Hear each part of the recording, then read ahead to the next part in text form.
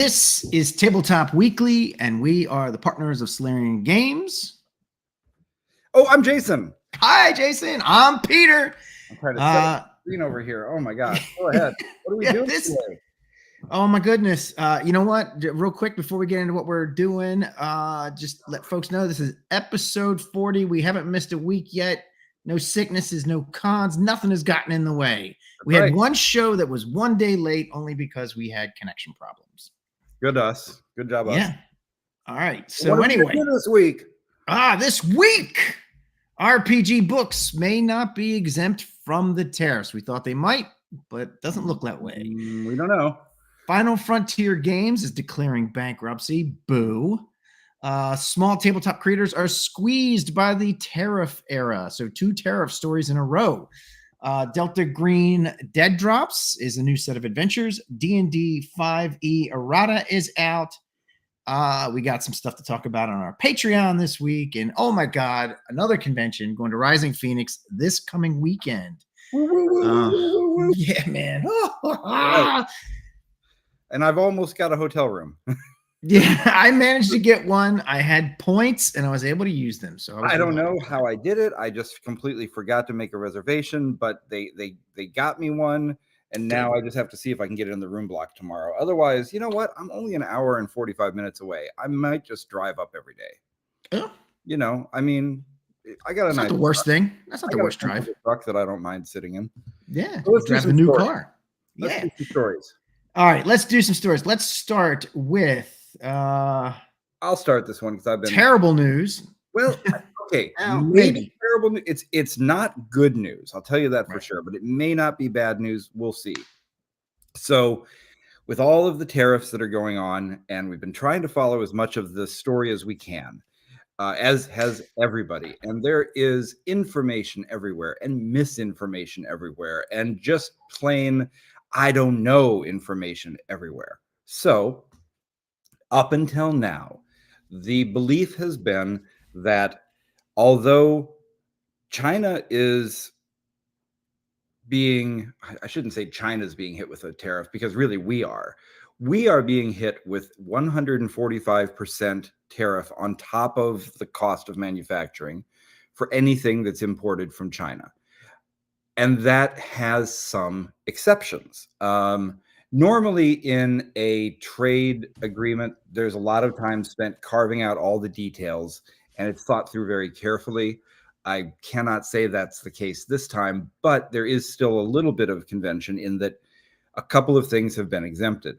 One of them is books.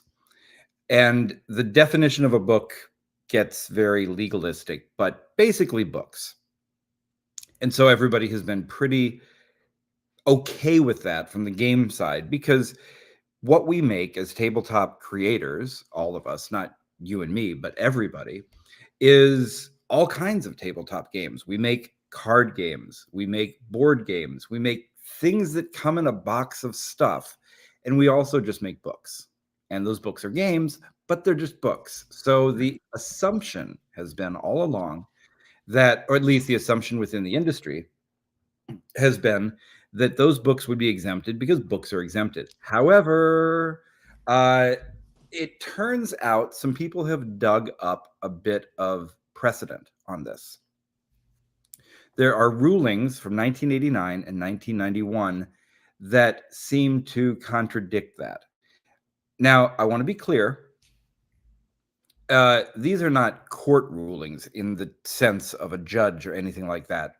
Customs and importation, it's basically handled at the border by the customs agency. Other departments don't get involved. So when I say a ruling, what that means is that somebody went to the customs agency and said, we don't think that you classified our products the way that they should have been. Could you please classify them as something else? And in this case, in 1989, Columbia Games was importing, I don't know which book they were importing, but they were importing an RPG book.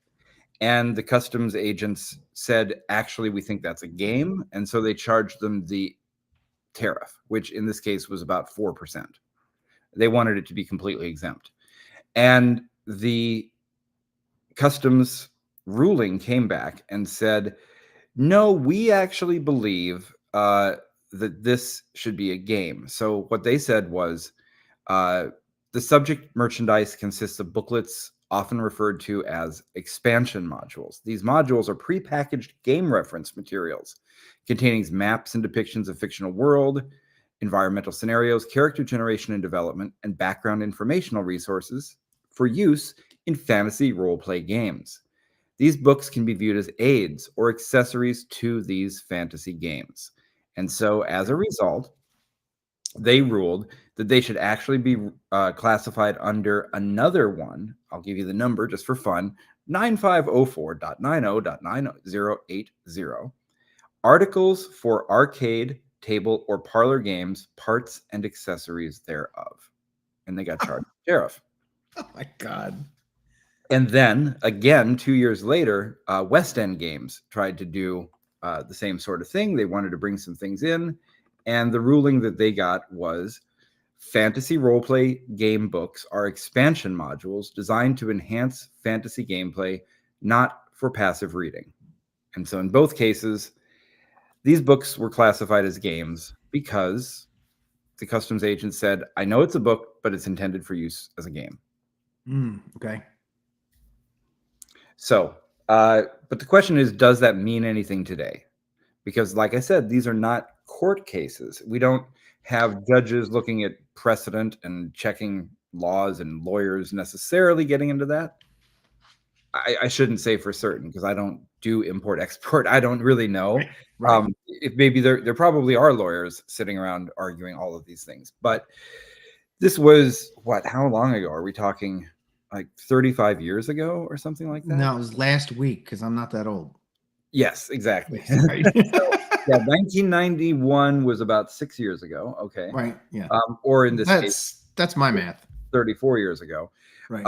So it may be, I mean, maybe somebody will be able to do it.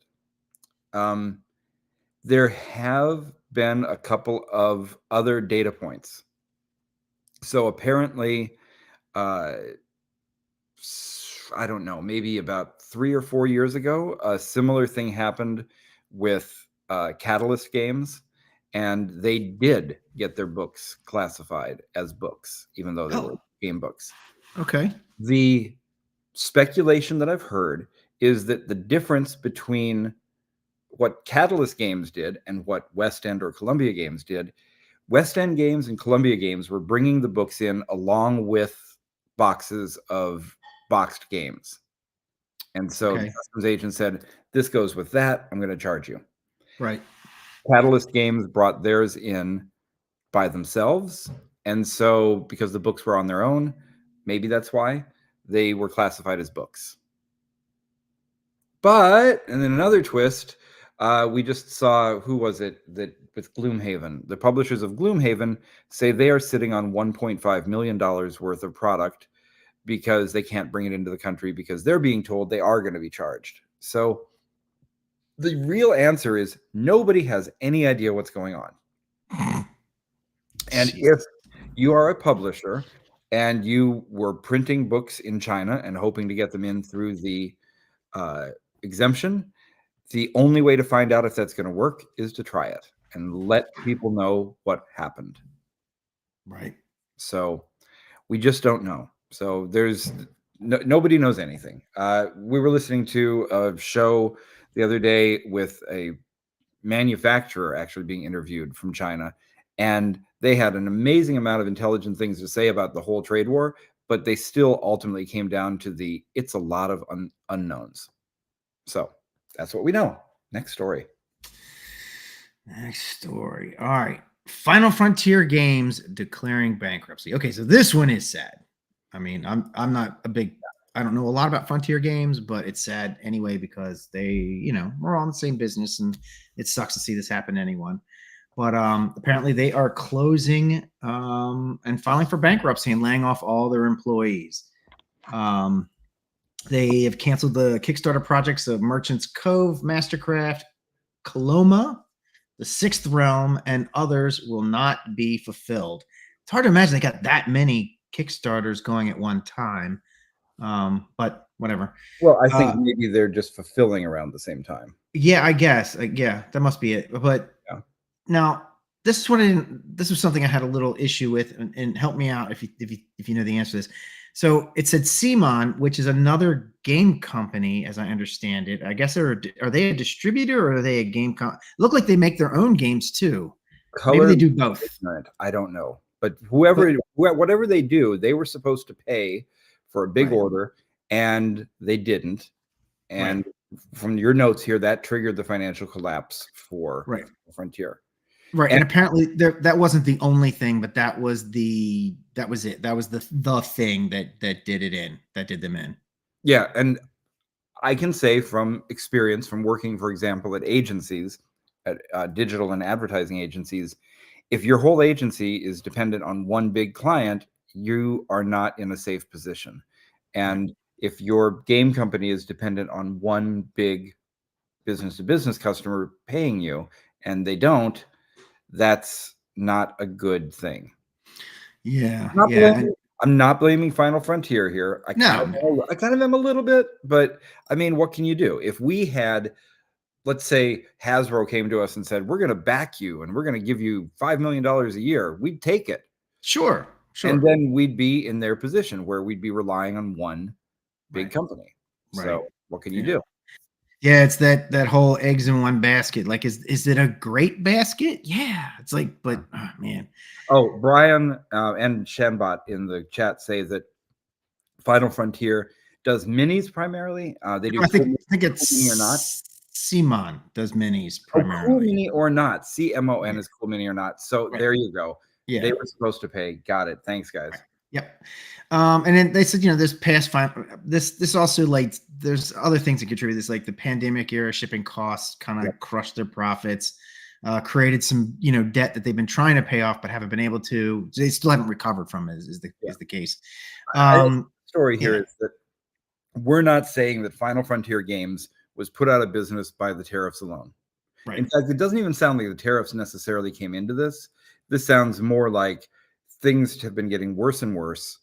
That's true. It didn't say anything about the tariffs. It just said that they have decided not to pay. They haven't paid, and they can't get in touch with them. Yeah. And then it said, what other additional localization costs for German and Spanish versions? I get it. We have a Russian version of our game that's we're not making it, but we licensed out for them to do it. It's tempting when you get a chance to do it. In our case, we aren't shouldering any of the costs. We're not even involved with it other than providing the license. But I get it. These are all things I can see how they would have made the choices they did. Yeah. So but I mean, it's pretty much set in stone. It doesn't look like they're going to pull back from this, or that it's, it's a maybe. It looks like it's a pretty done deal. And they said that they hope to sell the IPs or the company that would possibly, fulfill all the outstanding stuff. But they can't make any promises. Yep. All right. Well, we are sorry for Final Frontier Games, and it really sucks to see a company go under. So very sorry to hear it. Yeah, absolutely. All right. Next story. The last downer I think we have here. We're pretty down. We're gonna pick it up. We're gonna pick up the pace. We'll say some happy stuff. So I saw a possum today. He was very cute. Ran right down the hill, and so that was nice. Yeah. Nice. It was a beautiful day. It was a beautiful day. Actually, I saw a possum, and so those are positive things. I got to have a nice dinner with my family today. It was nice. That's wonderful. Yes, and happy Easter to everybody who celebrates. Rights. Yeah. All right. So small tabletop creators squeezed by the tariff era. Before we look at all the different things going into this, so as I mentioned, I'd been listening to, I think you might have been checking it out also, a show that the crowdfunding nerds did. Right. Where they were talking to owner of a factory in China, learning a lot about the tariff situation. And throughout, I don't know where he was from, because his name could have been from anywhere on Earth, and his accent also could have been. But the one thing is he kept pronouncing it tariff. Tariff? And even when they said tariff to him, he would say, well, the tariffs have gotten very high. And I was like, I wonder, was tariff like an Arabic word. Yeah, that kind of does sound like an Arabic sort of pronunciation, doesn't it? So I don't know. Anyway, some things that have happened. So we see here that Michael Addison of Nerdy Pup Games, good news, just avoided a $5,000 tariff hit because his games cleared U.S. customs just before the tariffs could apply. Wow, Good good, job, Michael. He must nice. breathing. He did the Neo thing. Yeah, Dodging his bullet time. right, right. Yeah. All right, let's do that together, and then we'll get a good thumbnail for Okay, this. ready. Time. There we go. Now we have a YouTube thumbnail. All right, what else has happened? Well, yeah, they've created chaos. We know that the tariff policies right now are just bouncing all over the place, and nobody can make a plan. No, I mean, because they who knows? Maybe they'll go up another 100%. Who knows? Who knows? And so some companies in China, well, they've been moving for some time their factories to other countries as well, Malaysia, Vietnam, and other places. And the guy I was listening to last night said he might even think about opening factories in the United States if he can find, number one, anybody who wants the jobs, because it's one thing to say we're going to bring manufacturing back. It's another to find anybody who wants to work in a factory. Yeah. He even mentioned that one of the reasons is that in China, young people don't want to work in factories. They're getting university degrees. They want to work in an office. Right. They don't want to sit there for 10, 12 or more hours every day just folding pieces of cardboard. I don't blame them. Yeah, I don't want a job either. And so even though you and I do that job sometimes we do. here. So he said the workers in these factories are in their 40s, 50s, and 60s. They're aging out. They're not being replaced. So they're going to Malaysia and Vietnam and other places and considering the United States for it. But when they look to the United States, it wasn't even about the money. You know, it's fine because let's say you have to pay 100% more to do something in the United States. Well, you're also avoiding shipping costs and uncertainty and could be good. But the trouble was, number one, he's been having a very hard time finding anyone in the United States who knows how to do the job, how to, Right. who's knows that side of the printing industry. It's an apprenticeship type of thing. And so we've skipped the generation. People just don't know the job. Right. And then even if you could, those places that still do any kind of work, he said the machinery is literally 40 years out of date. The United States machinery is just incredibly old compared to how advanced all of the automation is in China. Right. Yeah. Because you and I were talking about this earlier today, prior to the show, and that people have have this understanding that Chinese labor is so low. That's why their costs are so low. It's a little lower than the U.S., but it's not that much lower. And I talked to a guy, I won't go into who he was, but he knows his stuff. And he said, no, it's because their automation, that's the main driving factor. Their automation is vastly superior to American automation. Yeah. If you have an industry that's been doing something for a decade or two and has got all of the best machinery and has gotten it all down pat, that's who's going to be best at doing it. Never mind the labor cost. Right. But they are looking into it. So who knows? There's all kinds of things happening. Even if they invest in the United States, what's to say that the tariffs don't just turn around? Right. And then oops. Yeah. Right. So, I mean, a good strategy might be, I don't want to go too deep into this, but I can't remember where I read this, but I want to say, I think there is some kind of 50-mile exclusion from some kind of tariff, something or other in Mexico. Like you can go within 50 miles of the Mexican border. So maybe that would be a good idea. Build your factories there, bring in Mexican labor, train them up. And I think it's for automotive, but it might be for other things too. I don't know. Right. This is so going beyond my knowledge. But some good things here coming from the chat. And Kevin Borup, Saltheart, says that tariff does originate from an Arabic word. So maybe he did. Yep. It's tariff. I tried to show it on the screen. I'm going to change this border a little bit because it cuts stuff off. We'll fix it next time. Yeah. Okay. And Chet Minton points out that the main issue with factories is that everything is becoming automated too. So even if we do it, we're not seeing tons and tons of jobs. We're going to see, right. But here's the thing. I am a big petrol head, car guy. And so I spend a lot of time thinking about the auto industry, and I've been studying what American and British and German and Japanese auto technology was like, or manufacturing was like. And if you go back to when American cars were the #1 cars in the United States, they were garbage.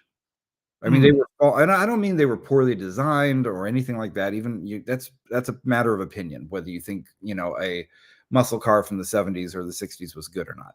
But the fact was they just weren't, the quality wasn't there, because you had guys just falling asleep on the production line, being drunk, having fights. Yep. It was just a mess. They tried to bring in the experts from Toyota, because GM and Toyota had a joint manufacturing agreement at NUMMI in California. They tried to bring them in to teach them how to do it, and they just wouldn't learn. Right. So you can't just turn on a manufacturing facility. There's so much more to it. Right. But I do think there's a glimmer of hope for those of us who are small publishers, who are just doing, numbers in the hundreds or small thousands. We've been talking about it, you and I. We have a local printer here in Connecticut that does our small books, our small run books. And I've been talking to him saying, if you could get the business for card games, forget board games and all the complicated stuff, just for card games, would you do it? And what he answered was, yeah, I'm interested, but I don't know, #1, how much business can I count on, so that I know what kind of investment I'd have to make. What machinery do I even need at that level? Is it going to be too labor intensive?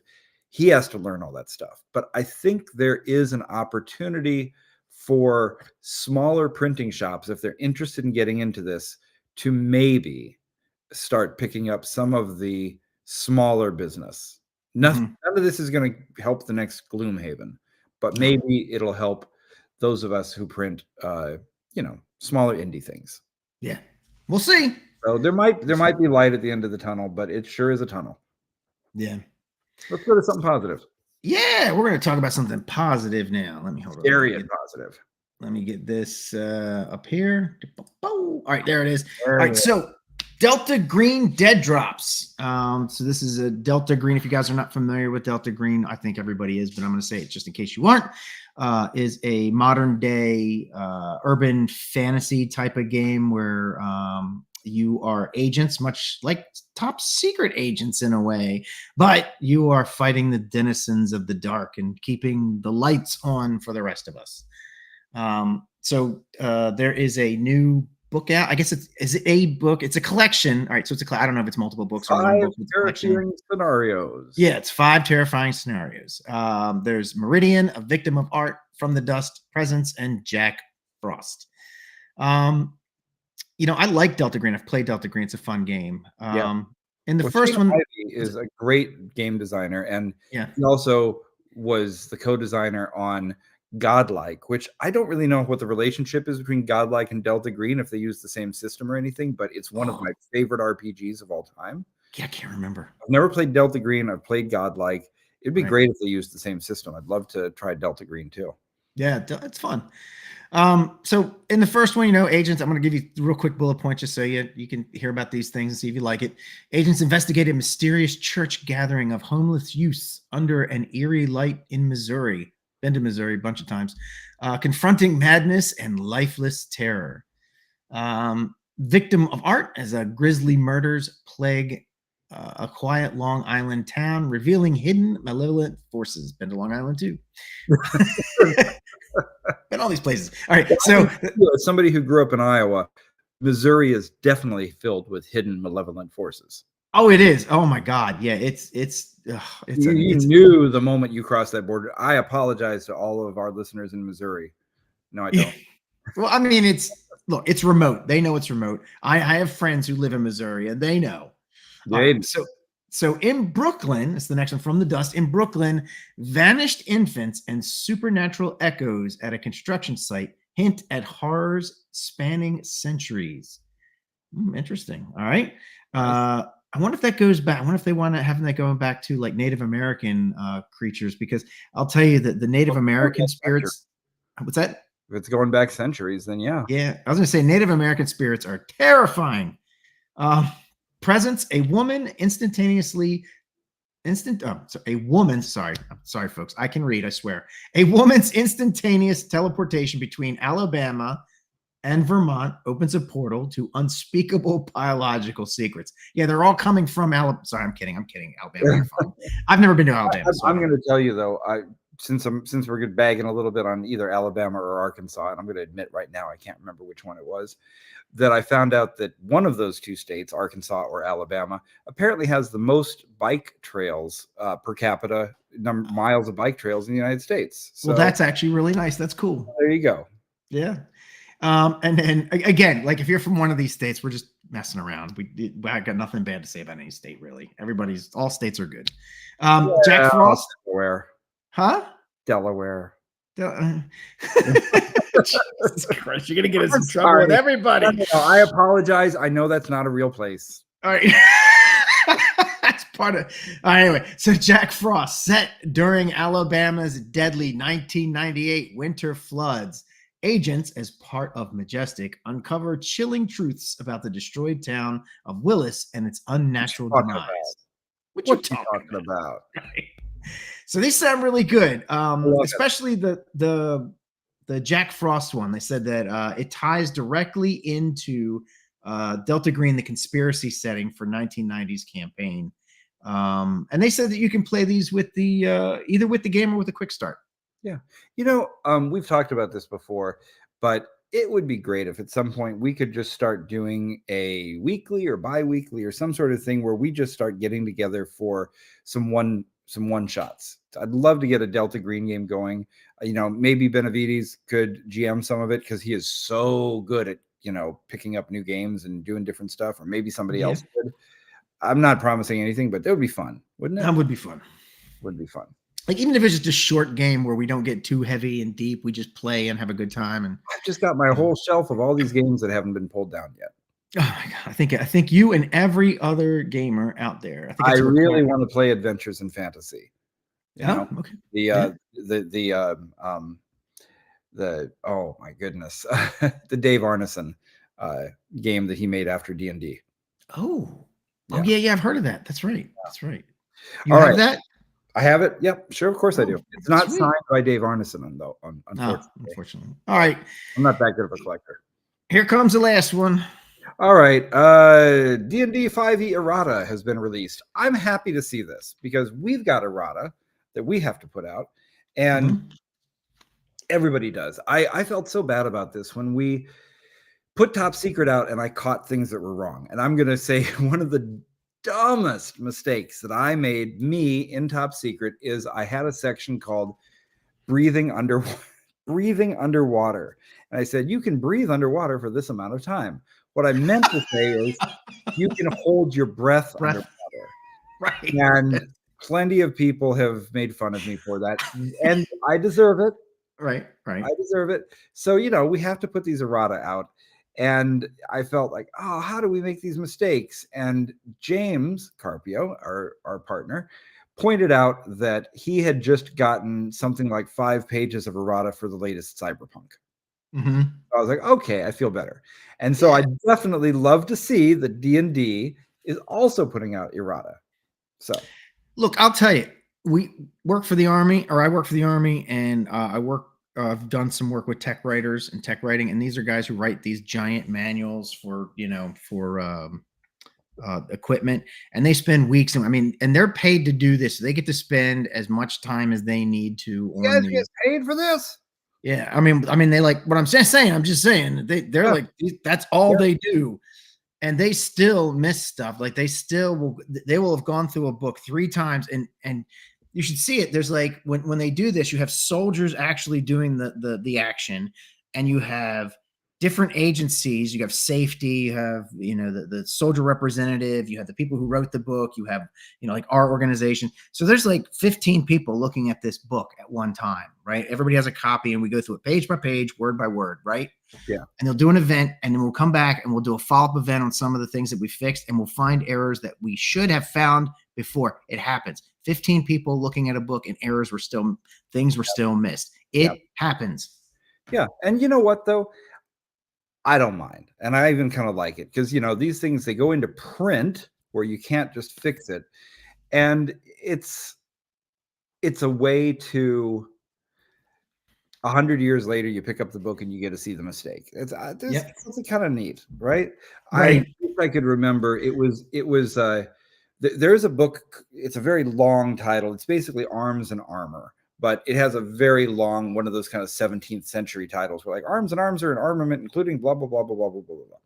And, Yeah, they used to do that, right? yeah, but this was written in like the 1940s or 50s. I think the 1950s. Okay. And it was a scholarly work and had basically arms and armor of different era. And I believe this was the book that Gary Gygax used as a reference for a lot of the armor or the armor and weapons in D&D.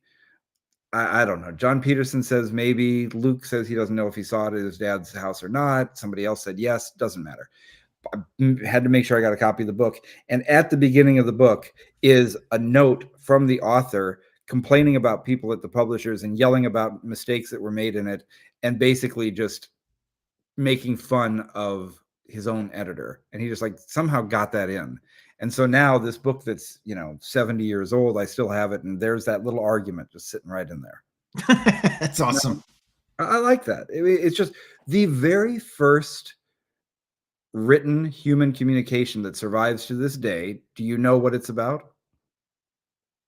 I thought it was about like marketing, like grocery keeping, or like record keeping or something, right? The very first written human communication, the oldest that exists to this day, is Sumerian. It's in cuneiform on clay tablets, and it is a complaint letter.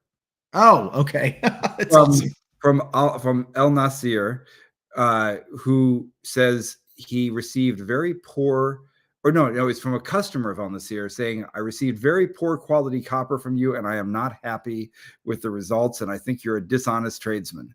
Oh, okay. And then you have and it's like a bad Yelp review, and then the response is on there too, where he says, I this is what I have. If you want it, take it. If you do not, go away. Oh, that's awesome. So it's awesome. Oh, but anyways, D&D fifth. Yeah. How about the thing we were talking about? Yeah. So okay, so they nerfed some conjuring spells. Conjure elemental, conjure fey, conjure minor elementals, and conjure woodland beings are now increased damage by only 1 attack die, down from 2 when upcasting. So they nerfed those. They've clarified some shape-shifting spells. So temporary hit points from shape-shift. This is a tongue twister. Temporary hit points from shape-shifting spells now explicitly end when a new spell is cast. Honestly, gamers, if that wasn't obvious, but yeah, spell it out because there's going to be a rules lawyer. Hide action now grants the invisible condition while hidden. Cool. Hiding ends if detected via a perception check or similar means. Again, come on, rules lawyers. Right. And there's more on D&D Beyond. So, hey, go get the errata. It's erroneous. Right. All right, let's talk about our own stuff. Yeah. So let's see. What do you want to start? Patreon? All right, Patreon. So I'm super excited about the thing that I put on Patreon for our top secret players. Last week, Kawasaki came out with a thing called the Corleo, a robot horse. Well, they didn't come out with it. They showed a 3D rendered CGI video of what it could do. And they came to a tech show with a physical prototype of the horse that couldn't do a lot yet. It could move around, it could do some things, but they didn't have a full working one. But I don't know if you have images of these that we want to show. I don't. I'm sorry. We shouldn't give it away anyway, because these are things you have to be a paid Patreon subscriber to get some of these, because hey, some work goes into this. Yeah, a little bit. So they came out with this, and I was like, oh my gosh, our players need to have this. They need to have a robot horse.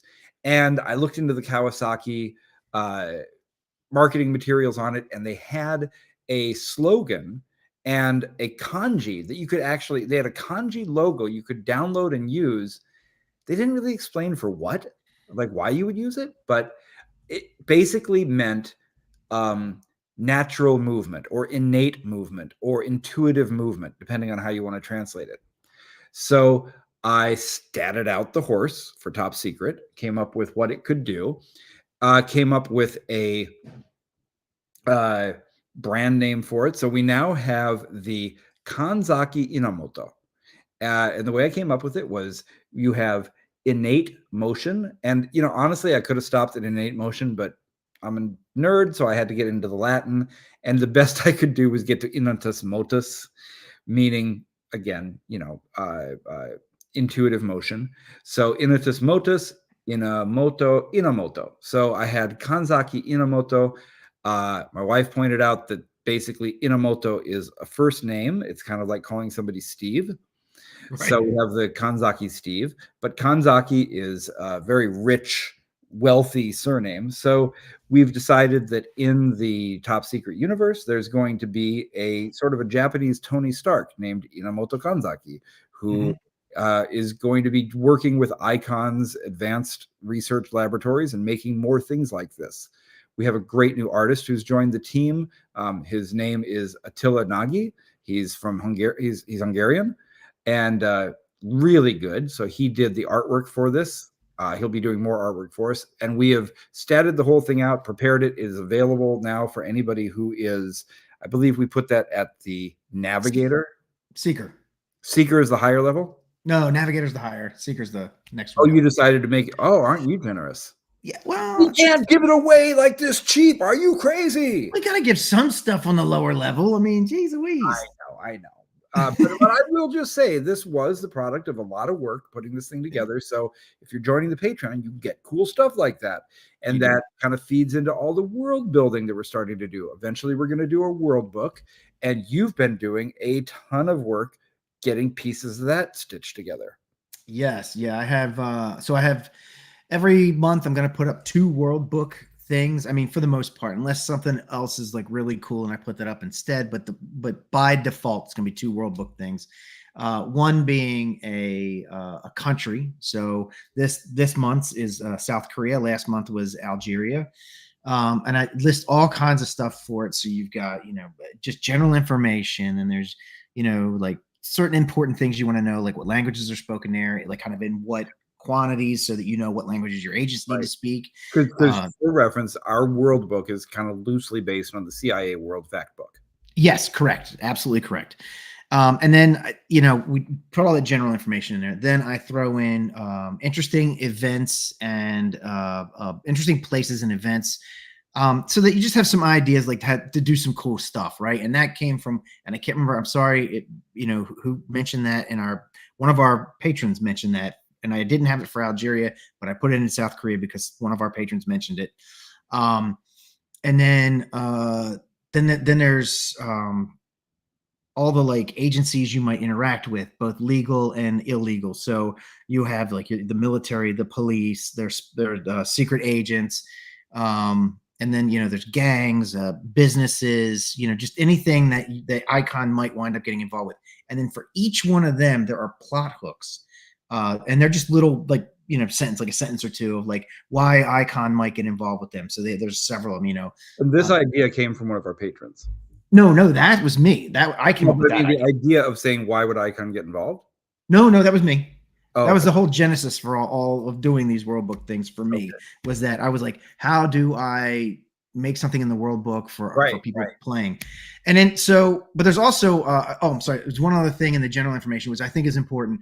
And I call it border filtration. So how hard is it to get in and out of the country for Icon agents? Because I think that's important too. Some countries you can just walk right in like a tourist. It's good for your adventures because you're trying to say, how am I going to get from Finland into Russia? Right. Or am I going to walk across the border? Yeah. Or is it going to be more like trying to get into North Korea, or even worse, out of North Korea? Exactly. And then a good example of that. So I like to talk about how the greatest spy show ever made is The Sandbaggers. And in one of the very early episodes of The Sandbaggers, they needed to go and rescue somebody who had been shot down or something. in a remote part of Russia. And a big part of the episode was figuring out, how are we going to get across the border into the Soviet Union to go rescue this guy? Mm-hmm. Yeah. Yeah. And Um, then I also put in, there are also, is it 5? Oh, crap, I can't remember. I've been doing so much work. I think it's 5. Yeah, 5. Yeah, it is 5. So there's also 5 missions that I put in there, and they're just the bare bones. It's like basically the bluff, the setup, and then and bluff, for anybody who doesn't have a military background, stands for bottom line up front. Up front. Yeah, it's basically just the elevator pitch, like the quick synopsis. That's what this adventure is. And then it goes into like, then the background is like, this is more information on it. And then each one of those has several plot hooks, like what could you do with this adventure? Like, here's some ideas. And then and then some complications. I throw in some complications in there. And then let's see what else. Simon Harding said, I hope you use some poetic license. And yes, there is a bit. Let me go to that one. So Simon was asking, what do world books have in them? I think we're starting to answer that. Basically, the idea of the world book is, what do you need from a world building setting perspective, so that if you're writing your own adventures and you want them to fit into what our vision of the world for Icon is, you can do that. You don't have to fit into our vision of it. We just want to give people something to hang on, that people can do whatever they want. Yeah, we've heard there's been a lot of discussion in the Facebook group about, what do you think Icon is? What's the background? Everybody's version for their own campaign is completely valid. We have a vision for what we're going to officially do, but and on the poetic license front, yes. And so I've been creating the skeleton of the world book, getting the outline together. And in order to keep this as realistic yet still a game as possible, what I've decided to do is to keep all history. It's just regular history. Exactly what happened in the real world happened in the game up until 2001. And then that's when the timelines diverge. So that way we don't deal with real world politics. Nobody gets to get mad about the fact that Marie Le Pen is somewhere. That's not going to happen in the game. It's far enough back that we don't have to deal with that. And one of the poetic licenses that I am taking right now, and I have been working with our Russian compatriots on this. So we have a Russian version of Top Secret that somebody else is doing. And so I asked them, if I do this thing, am I going to make you mad? Basically, am I being insensitive? And they're like, no, it sounds kind of cool. So when the Soviet Union collapsed, in the real world, eventually they kind of stopped it from continuing to collapse. At a certain point, some strong men took hold, and they grabbed a hold of the whole thing, and they slowly built the Russian Federation that we have today. In the Top Secret world, it kept on collapsing because Russia, or the Soviet Union, was built out of so many nations, right? And then Russia itself, what we consider modern Russia, is also built out of an immense number of what were originally different ethnic groups and nations. And I thought, wouldn't it be fun if we actually restored all of those and created this sort of balkanized world where there's opportunities for rogue agents to get a hold of nuclear materials, and there's all kinds of new internecine conflicts that could happen. So that's one of the poetic licenses that I'm taking. And we're going to be putting this in bit by bit into the Patreon until we have enough gathered together that we can make a whole book out of it. Right. And I purposely don't put any names of any real people in there. Like, I don't put the leader of a country. I don't put any of that. Because it's not important. It's, if you want to include it, you can. If you don't, you don't. And these are purposely very loosely written so that you can fit them in your campaign. Right. Yeah. This is a book for you. And lastly, the last thing I'll say on how we wrote this and what it's for. Just remember, this is all beta material. We're doing this very quick, putting stuff out, letting you all use it. But at the end of the day, a year from now or whenever, I don't know when, I'm just saying a year. Let's say it's a year. If a year from now we put out the world book, there might be a lot of changes that we do at the end, I'm trying really hard not to go all Silmarillion on this thing. Right. No. But I'm saying is that anything is subject to change, but it's absolutely very useful. It's very cool stuff. Scott Congable, our number one our number one guy here. He has read both the ones that I've done, and he thinks they are fantastic. So if he loves them, then I think they're good. He knows his stuff. And, I will say that my first major in college was as an international politics major. I spent the summer in the Soviet Union before going to college. I was a Russian major. I care about this stuff. I want to get it right. So we'll do our best. Yeah. All right. And then wait a minute. Well, just a couple. Just real, I'll do this quick. On Patreon. More stuff. There's more stuff. I'll do this quick. So last month we put out the Castle Security, which is a company, basically like kind of based it on Wagner. Oh yeah, a Wagner type company, but also private security and stuff like that. Yeah. They make great security. Is the Russian, basically they're like the Russian shadow army. Yeah, it's the second. This was so weird to me when I was a kid and I would study history and I'd find out about the Hessians. Yeah, right. Mercenaries. Yeah. I'm like, what? How can you have mercenaries? How can you just send people in to fight? That must be something that happened centuries ago. It happens right now all the time. It's happening more now, actually, a lot more now. Yeah. So I mean, you have Americans fighting in wars that we've never heard of. You have Russians fighting in one thing. Even over in Ukraine, you've got mercenaries on both sides from all over the place. In fact, sometimes you have mercenaries that switch sides. Right. It's a crazy world. Right. And then so Castle, they're all over the world. They're international. They were actually in Operation Landfall. So they're the security for the guy in Operation Landfall. I kind of thought this out ahead of time. And then they also, I also have adventure hooks, just like with the countries. I put a bunch of adventure hooks in there, and why Icon would get involved with them. And they're not just a bad guy. They could be a good guy, or they could be a bad guy, or it can change, right? Yeah. They're going to be great. Yeah. And then so this month's is Wyvern Weapon Systems, and I based them off of kind of like a Lockheed Martin type of company. And there's they even have shadow sights and stuff like that. Now I did when I put the shadow sights in there, I was kind of like, you can include these if you want, but if you do, you are basically saying they are bad guys, right? Because the shadow sights are really bad, but you don't have to use that. It's just like a last little bit that I stuck in there. But there's a lot of stuff to do adventures with them.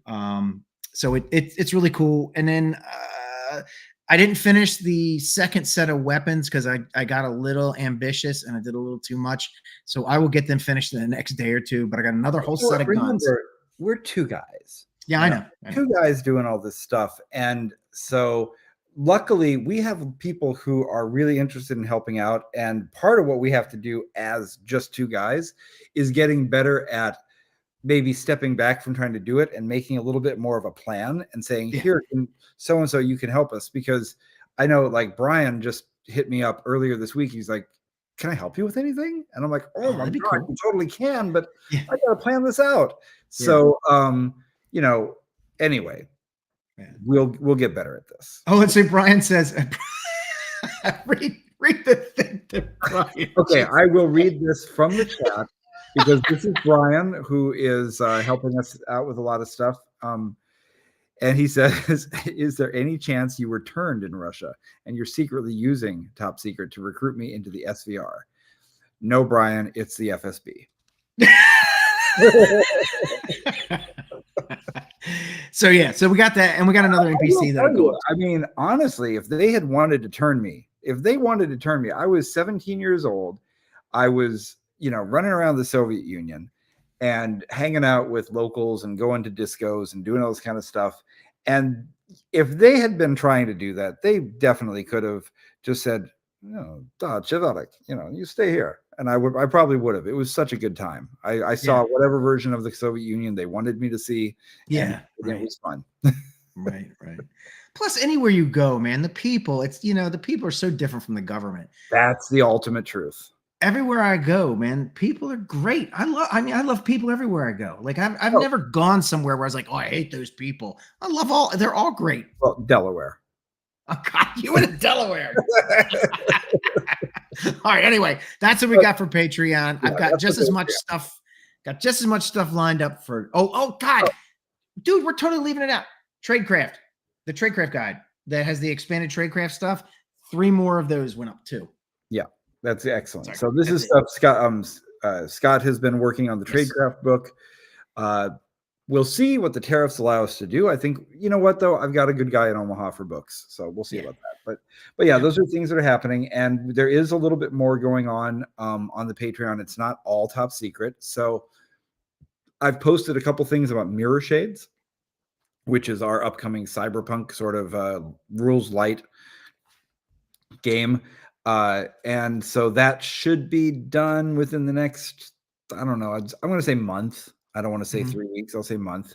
And so we'll be putting more bits of that up. I think I will just put, I'll put the whole game up for anybody who is a $10, what are they called? The Navigator. Because if you're paying $10 a month, hey, you should get some. So we'll put a full game up for the Navigators, and then we will put the game itself for sale on Drive Through RPG. I don't know, $15-$20, something like that. Yeah. Okay. But we're giving away the bits of it as we plan it out, and then we will put the full game up in the $10 tier once it's finished. Yeah, I got to say, you and I were talking about this earlier today, and I love this because I actually get back to doing what I really like to do, create stuff, and we don't have to like go through this Herculean effort to make this beautiful book and get it printed and have it like process all that kind of stuff. We can get stuff to people. Not that we won't do that. Right. Exactly. We'll do that later because the reason that I'm doing this whole thing is because I love doing it.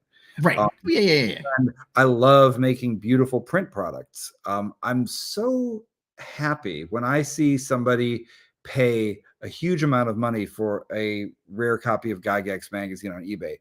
Not because they're paying a lot of money. I don't get any of it. Right. But because it just means that somebody values it and said, you did a good job. So that's nice. Yeah, it is nice. It's what validating. Exactly. All right. So final thing, Rising Phoenix Con is coming up next weekend. Come and see us there. It's going to be, technically starts on Thursday, but really Thursday runs from 7 p.m. to 3 a.m. But it's going to be going for the weekend, Friday, Saturday, Sunday. Of course, we're going to have lots of top secret and all those kind of things. But the most important news is that we're going to be running a memorial game for James. And you've been working your tail feathers off on this. Yeah. So it's going to be a 2-table event.